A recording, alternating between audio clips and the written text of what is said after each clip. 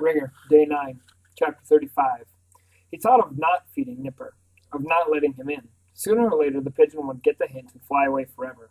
He told Dorothy of his idea, hoping she would forbid it. She did. She yelped so loud he had to clamp his hand over her mouth. Okay, he said. He began pacing. But we have to do something. We gotta get rid of him. Dorothy did not argue. They're not gonna give up. No way. Not till they get him. Pacing. They're gonna keep sneaking the cat in. They're gonna spy on the house, day and night.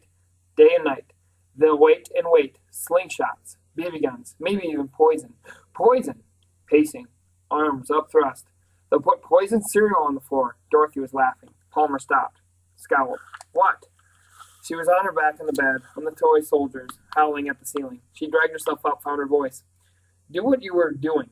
What? Walk. Took a step. No, walk. She swept her hand, back and forth like you were. He resumed pacing, suddenly conscious of his feet. He looked down and saw what she was laughing at. Nipper was pacing, turning when he turned, tracing his every move back and forth across his room. He halted. The pigeon halted. He didn't know whether to laugh or cry. The next day, his mother confessed. It happened after breakfast. He was in his room. He heard his mother's footsteps coming up the stairs. Normally, the footsteps would turn and head for the bathroom or her own bedroom. This time, they came straight to his door. She knocked. Palmer, can I come in? Quickly, he glanced about the room. He noted 2 white powdery droppings that he had neglected to clean up, and a cereal box on the floor. He had been getting lax lately. At least the bird itself had left for the day. He kicked the cereal box under the bed. He composed his face. Come in. She came in smiling. Hi, she said. She waved as if she hadn't seen him in the kitchen 2 minutes ago. Hi, he said. He did not wave. He was standing on one of the powdery poopies. The other was on his desk, which was exactly where she sat, her left hand palm down no more than an inch from the white deposit. He expected her to look around, to inspect the place that she had been asked to stay away from for months now. But she kept looking only at him, smiling, and he saw now that it was not quite her regular smile. There was a goofy quality to it. It was changing, breaking down. I have a confession to make, she said. Her face was sad now, droopy, but it wasn't real. It was pretend, clownish. He said nothing. The smile was back, real and regular. We know you have a pigeon. He could not move or speak. She laughed. Palmer, breathe. He breathed. She held out her arms. Come here. He went to her and was swallowed entirely in her embrace. All strength drained out of him, and all of a sudden he understood how alone he had been and how much he had missed his parents' support. He sobbed. She held him tighter, swaying. From beyond her heartbeat, he heard her voice. Didn't you notice things weren't always the way you left them? Didn't you notice that it never got dusty in here? Did you really think you'd keep your mother out of a room in her own house? Actually, yes. He had thought so. She held him at arm's length. He had never seen such a smile. Her eyes were gleaming radiant. Didn't you notice that a new box of honey crunchers magically appeared in your closet whenever the old box was almost empty? He stared at her, blinking. Yes, he had noticed, and that's exactly what he had thought. Magic. She laughed aloud, hugged him again, released him. Did you think you could have a pet pigeon in the house since what, January? And Daddy and I wouldn't know about it? I thought you'd be mad, he said. She fluttered her fingers at the door. Go get me a tissue. He fetched a tissue from her room. She used it to wipe the dropping from the desk. And don't forget the one you're standing on, she said, tossing the tissue in the basket. She stared at him. Mad? Why would we be mad at you? He stated the obvious. It's a pigeon? She nodded. Her voice became even softer. I understand. We understand. And we were a little concerned, but not mad. Never mad. But he did not know how to put it. Dad, she smiled. Don't worry, your dad's been changing. He didn't even go to watch Pigeon Day last year, much less shoot. She put a hand on his shoulder. One night, don't tell him, I told you this. One night he snuck into your room while you were sleeping and stood there with a flashlight at your closet, looking at your pigeon. She chuckled. Take my word for it. That bird is as safe with your dad as it is with you. They talked through much of the morning. Palmer told her everything. Nipper's arrival after the snowstorm, the daily wake-up ear peck, the guys and their growing suspicions, tree-stumping Dorothy, spitting on the classroom floor. He wished he had a camera to preserve the look on her face. Refusing the treatment. When he told her of his lifelong fear, that he dreaded the day he would become 10 and a ringer, his lip quivered and she made a sound of pain and squeezed him tight to her and stroked his head and his back. After a while, she said, Don't let Nipper go. Keep him. He tried to explain. He tried to make her understand what life was like for him, that there was simply not enough room in town, not this town, for himself, the guys, and a pigeon. His fear was too great, he told her, and his course had been set. So when, a day later, Dorothy told him that her family was heading to the seashore for a vacation, Palmer asked her to take Nipper along and release him there. She protested, but in the end she spoke to her parents, and her parents, as Palmer had hoped they would, agreed to take care of things. Dorothy came for Nipper the night before. She refused to use the shoebox. She carried the sleeping bird across the street in her hands. The next day, Palmer stayed in bed until noon. Chapter 36. Despite the heat, he slept with his window shut and locked, the shade drawn. Still he could hear them, Beans and Muddle squalling like alley cats on the back porch roof. He could hear them raise the screen, knock on the window, work to open it. On the street, they tree-stumped him. They planted themselves in front of him so that he had to step around them, only to find them replanted in his new path. It took him half an hour to walk 1 block. They mocked and taunted him. They flicked his ears and spit on his sneakers. Beans bared his green and yellow teeth and breathed baked beans into his face. It was as if he had never been one of them. "He's gone," he told them. They laughed. They didn't believe him. He had an idea. Invite them into his room. Let them see for themselves. Maybe then they would believe. Back off. But then he realized that his mother would never again allow them into her house. It then occurred to him that when he thought of the guys, he was really thinking only of 2 of them, Beans and Muddle. Not Henry. Henry was one of them, all right, but he was different. Maybe he could sneak Henry into his room, prove it to Henry. The guys agreed. He did not have to convince Beans and Muddle that his mother was dangerous to them, especially in her house. And while it frustrated them that only Henry would have the privilege, they were too curious not to let it happen. Beans looked up at Henry. He tugged on Henry's red and white striped t-shirt until Henry bent down to Beans' height. "Check it out good. Don't let him trick you." Henry nodded. "Report back to me." "Okay." Palmer chose the morning when his mother was out, while Beans and Muddle waited, sitting brazenly across the street on Dorothy's front steps. He led Henry into his house. Up in the room, he held out both arms and said, "It's all yours. Look all you want." While Henry looked about, poking obediently into the closet, Palmer studied Henry. Henry was so tall that the top of his head grazed the basketball net, and yet somehow he did not give an impression of bigness. On the contrary, he seemed quite small, smaller than Beans and Muddle, smaller even than Palmer. "Thanks for the warning," Palmer said to him. Henry peering foolishly into the wastebasket. "What warning?" "On the cake." Henry paused and said, "Oh, yeah." Palmer watched him search some more. "What's your real name?" Henry looked startled. His eyes went to the window as if the guys might be lurking there. He never looked at Palmer. "Huh? I know Beans' real name is Arthur, and Muddle is Billy. Who are you, really?" Henry dropped to his knees and ducked under the bed. He stood back up. His wide, startled eyes, careful to avoid Palmer, swept across the walls. "George," he said, and left the room. He hurried down the stairs. Palmer called, "George, quit!" He called, "I saw you pulling your little sister in the wagon." But Henry, really George, was already out the door. Chapter 37. Whatever Henry told them, they must have believed, for they backed off. As they came across Palmer in the street or at the park, they continued to harass him, but they stopped coming to his house. They did not go out of their way to find him. Not that he cared.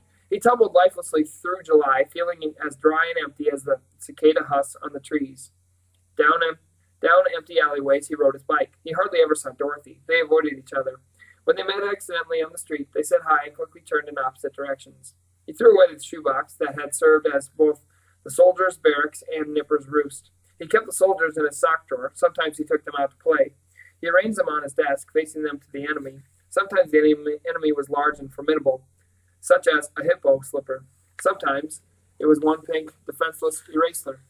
One day his father showed him the proper placement of the troops, how to space them out so that a landmine would never kill more than one, how to send flankers to the left and right curling in a semicircle to hit the enemy from 3 sides and prevent him from sneaking behind you, how to keep a platoon in reserve. He learned where to place the green-faced lieutenant and the captain, high ground being priceless, to set the machine gunner on a book, a children's dictionary. Usually it came to no more than this: a deployment of troops, 27 soldiers leaning, 27 tiny olive green rifles aiming, poised on the brink of battle. And then one day they attacked. They moved forward. They bore down on the eraser from 3 sides, cutting off all retreat, pitting it down in murderous crossfire, the lieutenant leading the charge, the captain shouting commands, calling in airstrikes. Yet somehow the wicked eraser managed to stay alive, managed to even crawl through the front lines, only to be greeted by the backup platoon.